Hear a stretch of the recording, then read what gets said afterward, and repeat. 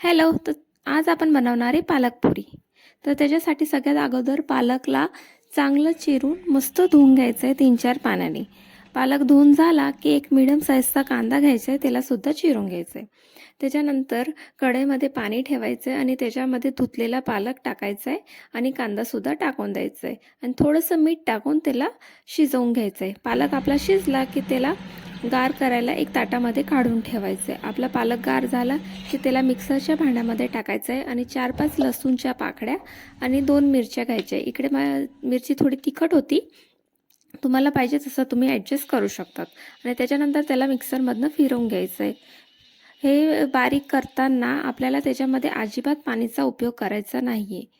त्याच्यानंतर गव्हाचं पीठ घ्यायचं आहे, त्याच्यामध्ये मीठ टाकायचं आहे आणि जो पालक आपण दळून घेतला होता त्याला टाकायचं आहे आणि त्याच्यानंतर थोडंसं धने-जिरेची पावडर टाकली मी इकडे आणि पाणी इकडे टाकायचं नाही आहे आपल्याला. जर तुमचं पीठ जास्त असेल तर तुम्ही पाणी ॲड करू शकतात.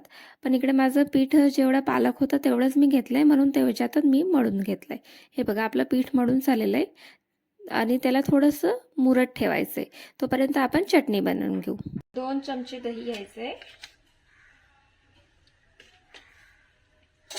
त्याच्यानंतर त्याच्यात थोडंसं जिरं टाकायचं आहे. 1 हिरवी मिरची घ्यायची, तुम्हाला अजून जास्त तिखट पाहिजे तर तुम्ही जास्त घेऊ शकतात. आणि थोडंसं कूट टाकायचं आहे. असं पाणी टाकून घ्यायचं आहे, मिक्सरमध्ये फिरवून घ्यायचं.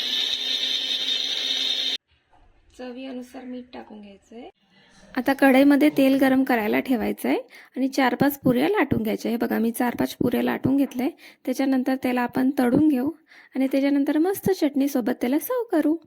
या मग जेवायला. भेटू पुढच्या व्लॉगमध्ये. बाय.